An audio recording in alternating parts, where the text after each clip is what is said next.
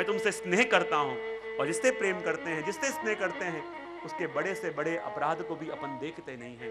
तो गोपियां वही कह रही है कि श्याम सुंदर, आपने हमारी हर एक क्रियाओं को देखा है, हमारे हृदय में आपके लिए रहे प्रेम को भी देखा है, हमारे हृदय में रही आपके प्रति तड़प को भी आपने देखा है, हमारे विप्रयोग को भी देखा है, संसार की अनासक्ति भी देखी है और आपके अंदर रही आसक्ति भी देखी है। हे प्रभु, आप तो दृष्टा हो, लेकिन यही कृपा आप करो, हमारे दृष्ट बन जाओ, हमारे मनोरथों को पूर्ण कर दो, क्योंकि प्रभु हम पराई नहीं हैं, हम तो आपकी हैं, ताव का। और प्रभु हम कैसी गोपियां हैं? स्वयं द्रुतासव। हे प्रभु, हम ऐसी गोपियां हैं कि जिन्होंने आपके लिए ही प्राणों को धारण करके रखे। भगवान कहते हैं, क्या कह रही हो? बोले हाँ, हे श्याम सुंदर, हमने ये प्राणों को धारण किया है और किसी के लिए नहीं, आपके लिए।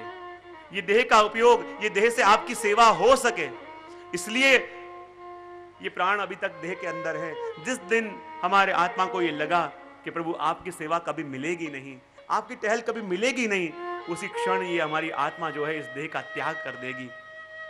और है प्रभु, हमने तो आपके लिए ही प्राणों को धारण किया है, क्योंकि भगवान ने कहा, क्या बात कर रही हो तुम? बड़े बड़े प्रेम की बात कर रही हो, लेकिन जहां प्रेम हो तो विप्रयोग सहा ही नहीं जाए, लेकिन तुम तो सह रही हो, तुम तो जी रही हो। गोपियां कहती, श्याम सुंदर,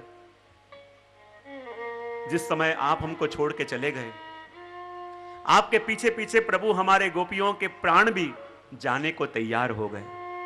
और जैसे ही हमारे प्राण इस देह को छोड़ के आपके पीछे पीछे जाने को तैयार हो गए, लेकिन इच्छा न होने पर भी हम चाहती थी कि मर जावे तो अच्छा, जो शाम न मिले, जो शाम के लायक हम ना हो, जो शाम छोड़ के चले गए, तो जी के क्या करेंगे? जीना ही व्यर्थ है। इसी क्षण हमारा देह का त्याग हो जावे, इसी समय मर जावे। और हमारे प्राण भी प्रभु आपके पीछे पीछे जाने को तैयार हो गए, लेकिन उसी क्षण हमको विचार आया कि यदि जो शाम के वियोग में हम तड़प तड़प के मर गई, तो ये दुनिया कहेगी कि देखो, ये शाम ने बंसी बजा के गोपियों को वन में बुलाया। और जब गोपियां अपना सब कुछ छोड़ के, अपना परिवार छोड़ के, अपना घर छोड़ के, सब कुछ छोड़ के जब गोपियों को मिलने के लिए, गोपियां शाम को मिलने के लिए वन में आई, और जैसे ही वन में आई और भगवान ने मीठी मीठी बातें तो करी और उन गोपियों को छोड़ के चले गए। और जब गोपियों को छोड़ के चले गए, गोपियां न तो रही अब घर की और न ही भगवान ने उनका स्वीकार किया, और शाम के वियोग में तड़प तड़प के ये गोपियां मर गई, गोपियों के प्राण चले गए। गोपियों ने सोचा, यदि हमारे मरने के बाद ये जगत के लोग यदि हमारे प्रभु के ऊपर लांछन लगाएंगे कि ये शाम के वियोग में गोपियां मर गई, ये शाम ने तड़पा तड़पा के गोपियों को मार दिया, ये शाम ने गोपियों को छोड़ दिया, इसलिए गोपियां मर गई, तो वो हमको प्रभु हमारी मृत्यु से भी अधिक पीड़ा देगा। प्रभु चाहे दुनिया भर के लांछन हम पे लगे, हम कबूल कर लेवें, दुनिया भर के दंड प्रभु हमारे माथे पड़े, हमको मंजूर है, लेकिन यदि हमारे देह में से प्राण चले जाएं और ये दुनिया के लोग यदि आपके ऊपर उंगली उठावें कि शाम के वियोग में गोपियां तड़प तड़प के मर गई, तो वो तो हमें मृत्यु से भी अधिक पीड़ा देगी। और ये हम कभी भी सहन नहीं कर सकते कि जिसको हमने प्रेम किया, जिससे हमने प्रीत करी, ये दुनिया कभी उसके ऊपर उंगली उठावे। इसलिए प्रभु हमारे प्राण जाने को तैयार हो गए थे, प्राण निकलने वाले थे, लेकिन इच्छा न होने पर भी ये प्राणों को हमने अपने देह में धारण करके रखा है, ताकि दुनिया के लोग आप पे उंगली न उठावें, दुनिया के लोग प्रभु आप पे ताने न दें, दुनिया के लोग प्रभु आपके ऊपर निंदा न करें कि शाम के वियोग में, शाम के विप्रयोग में शाम ने तड़पा तड़पा के उन गोपियों को मार दिया। इसलिए प्रभु हमें हमारी इच्छा न होने पर भी अपने प्राणों को हृदय में धारण करके रखा है। स्वयं धृतासव स्वाम विचिन्वते। और ऐसी गोपियां जो प्रभु आपके लिए ही अपने हृदय में प्राणों को धारण करके रहती हैं, और प्रभु ऐसी गोपियां पूरे वन के अंदर विचरण कर रही हैं, प्रभु आपको ढूंढना चाहती हैं, प्रभु आपको देखना चाहती हैं, आपकी एक एक झलक के लिए प्रभु मर रही हैं। क्या प्रभु आपको उनकी दया नहीं आती? क्या प्रभु उनके ऊपर कृपा करने का अनुभव आपका नहीं होता? इसलिए तो कह दिया, दैत दृश्यता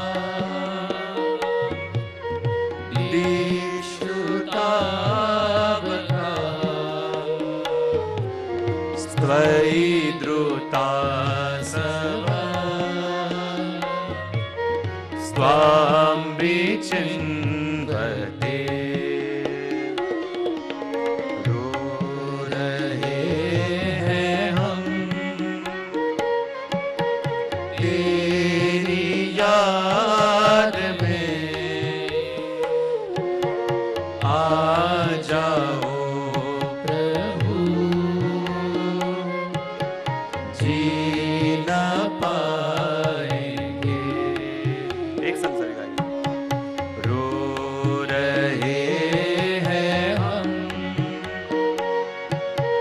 तेरी याद में आ जाओ प्रभु, जी न पाएंगे, जी न पाएंगे, जी न पाएंगे, जी न पाएंगे।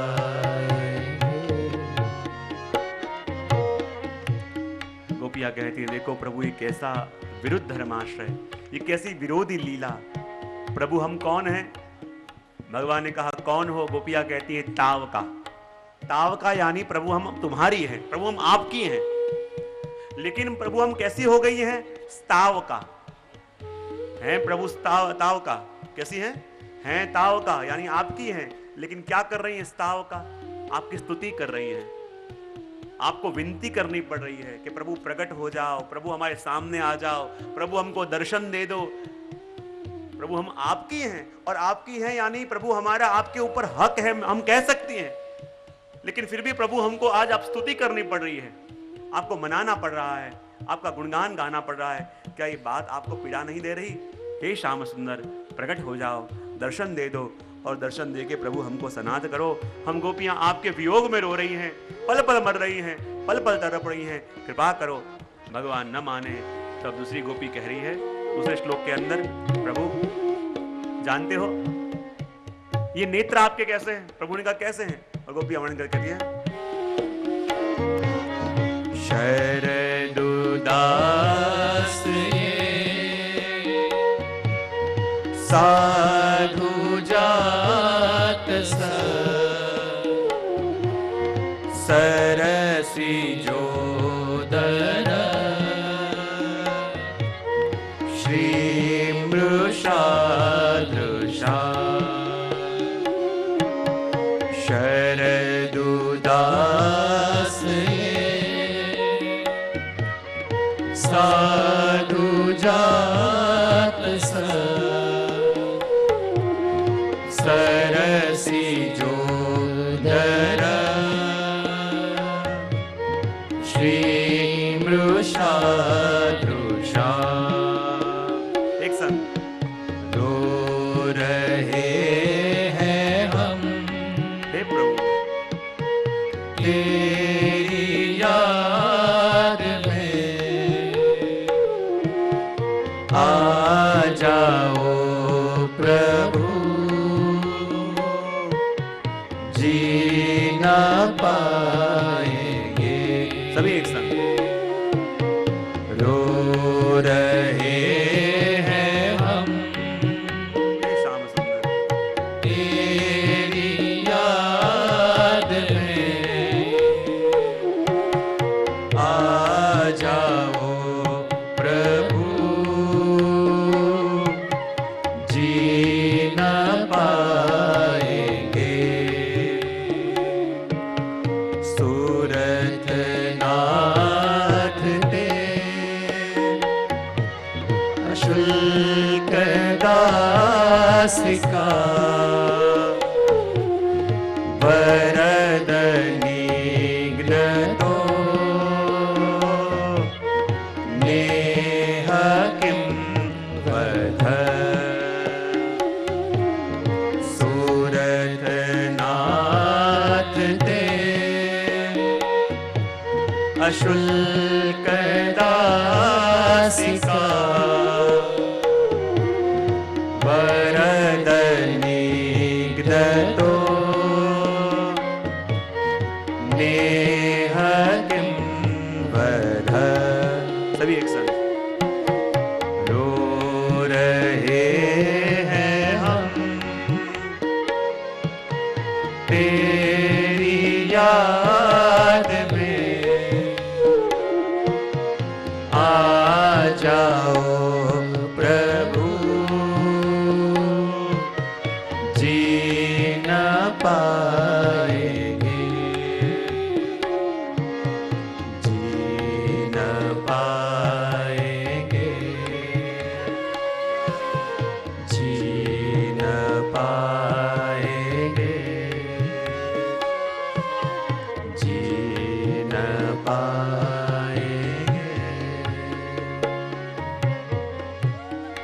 दूसरे श्लोक के अंदर गोपी कह रही है, शरद उदास ये साधु जात सरसी जोदर श्री मृषादृशा।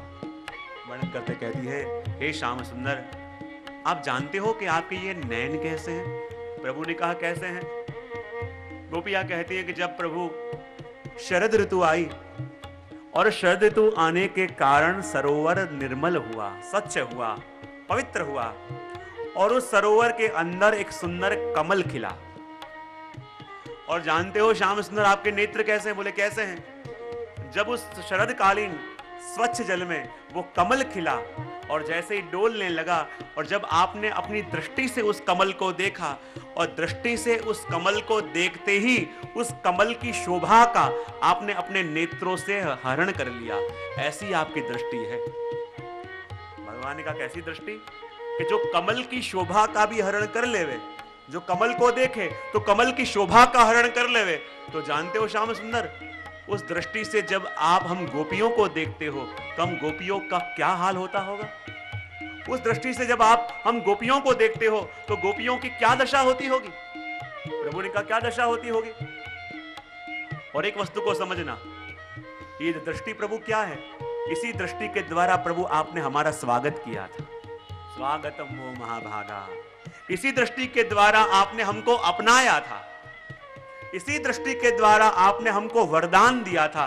क्योंकि दूसरे श्लोक के अंदर दो संबोधन का उपयोग गोपियां कर रही हैं, एक तो वरद और दूसरा सुरतनाथ। कौन कौन से? एक तो वरद और दूसरा सुरतनाथ। वरद यानी क्या? जो वरदान देने वाला हो उसको कहते हैं वरद। और सुरतनाथ यानी क्या? श्री महाप्रभु सोधनी जी में कहते हैं, पहले चर्चा भी मैंने करी थी, कि भक्त को जैसी वस्तु की और जिस वस्तु की कामना भगवान के पास हो वो भगवान को ऐसा संबोधन करेगा। बराबर? जिसको धन चाहिए, हे लक्ष्मीपति। जिसको द्रव्य चाहिए वो हे लक्ष्मीपति। जिसको विद्या चाहिए वो हे विद्यापति। जिसको जो वस्तु भगवान से चाहिए वो वस्तु का संबोधन भक्त भगवान को करेगा। तो गोपियां भगवान को क्या संबोधन करती है? हे सुरतनाथ। सु यानी सुंदर और रत यानी रति, सुंदर प्रेम देने वाले हे श्याम सुंदर। क्योंकि इस दुनिया में यदि कोई प्रेम कर सकता है तो मात्र आप ही कर सकते हो।